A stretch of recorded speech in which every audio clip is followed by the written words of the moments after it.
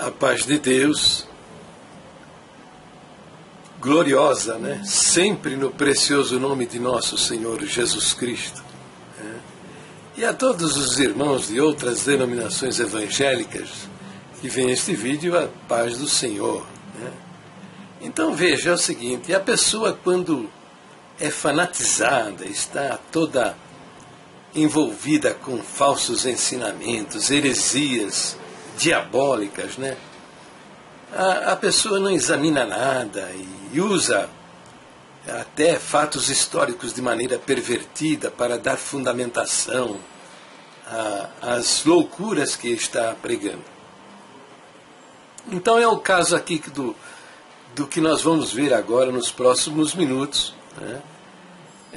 Que foi o absurdo, né? Que publicou em vídeo o nosso querido e precioso irmão Zequinha, né?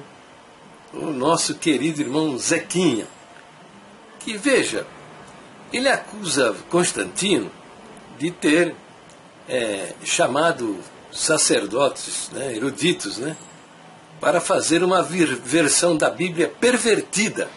Né? E veja, é uma loucura isso, né? Isso não é verdade, isso não é verdade. Muita coisa é atribuída a Constantino, né, o imperador romano, no sentido de que ele influenciou a decisão dos bispos da igreja primitiva. Né? Muita coisa é dita a respeito disso. Eu acho que não é bem por aí. Né? Ele tornou o cristianismo a religião oficial do Estado, ele construiu vários templos e ele assalariou os bispos da igreja primitiva. Isso em linhas gerais. Né? Agora, em absoluto, ele fez isso que o nosso irmão José está dizendo. Né? Então, eu vou passar o que disse o nosso irmão José em vídeo e depois explicar a história, né, de fato que aconteceu. Que não foi Constantino quem convidou os eruditos, né, conhecedores do grego e do hebraico, para fazer uma versão deturpada da Bíblia. Foi Ptolomeu II, né, que convidou 72 sacerdotes judeus versados no hebraico e no grego para fazer uma versão da Bíblia, da Torá, dos livros do Velho Testamento, porque na biblioteca de Alexandria existiam milhares de Bíblias, de livros, mas eles só tinham a Bíblia em hebraico. E como ninguém sabia ler em hebraico, ele então queria um Velho Testamento na língua grega, para que todos pudessem ler. Então eu conto uma parte da história aí, e veja o vídeo então, veja o vídeo para você compreender o absurdo que o nosso irmão José está cometendo no seu fanatismo religioso, com o único objetivo de negar a divindade do Espírito Santo, e a personalidade do Espírito Santo, e a divindade de nosso Senhor Jesus Cristo, negando a Trindade. Veja o vídeo. Veja o vídeo.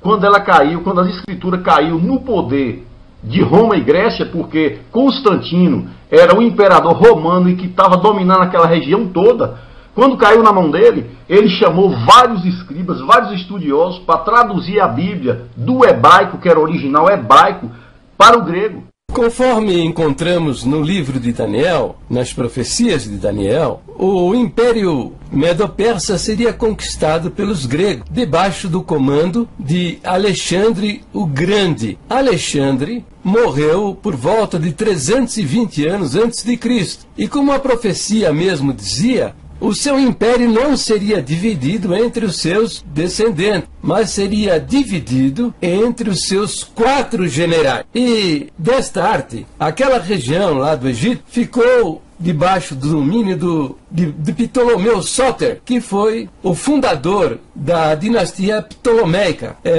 O filho de Ptolomeu Sóter foi Ptolomeu II, quem terminou a construção da Biblioteca de Alexandria, que foi uma das maravilhas do mundo antigo, e ela possuía todos os livros, milhares de livros, mas ela não tinha a Bíblia, o Velho Testamento, na língua grega, que era a língua que dominava o mundo de então. Para tal finalidade, Ptolomeu II convocou os 70 ou 72 rabinos judeus, eruditos, homens que conheciam profundamente o hebraico e conheciam profundamente o grego, para fazer a versão do Velho Testamento que nós conhecemos hoje como a Septuaginta, a versão dos 70. Bem, depois de quase 300 anos, no ano 30 antes de Cristo nascer, os romanos conquistaram o Egito e depois de 300 anos é que nós encontramos Constantino, o imperador romano Constantino.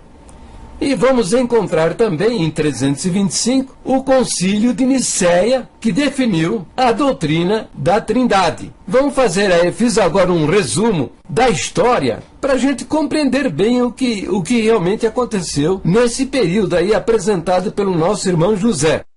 O primeiro concílio de Nicéia teve papel fundamental na história do cristianismo, pois foi nesse concílio que a igreja determinou e pôs fim a uma heresia que estava nascendo no meio cristão. Estava sendo pregado por alguns crentes que Jesus não era Deus e, em virtude dessa contenda, foi realizado o concílio para que a igreja, com o auxílio do Espírito Santo, expusesse e definisse esta verdade de uma vez. E assim como aconteceu no Concílio de Jerusalém, que você lê lá no capítulo 15 do livro de Atos, em que a igreja aboliu de vez a prática da circuncisão entre os cristãos, assim também a igreja, no primeiro concílio de Nicéia, determinou que Jesus é Deus, assim como o Pai é Deus. Explicando melhor, não foi o primeiro concílio de Nicéia que determinou que Jesus é Deus, mas foi nele que a igreja determinou que nenhuma dúvida se tivesse sobre esta verdade. E os fatos, a história prova isso. Policarpo foi discípulo do apóstolo João e aprendeu o evangelho com o apóstolo João. Irineu foi discípulo de Policarpo, aprendeu o evangelho que Policarpo aprendeu do apóstolo João. Irineu aprendeu de Policarpo e escreveu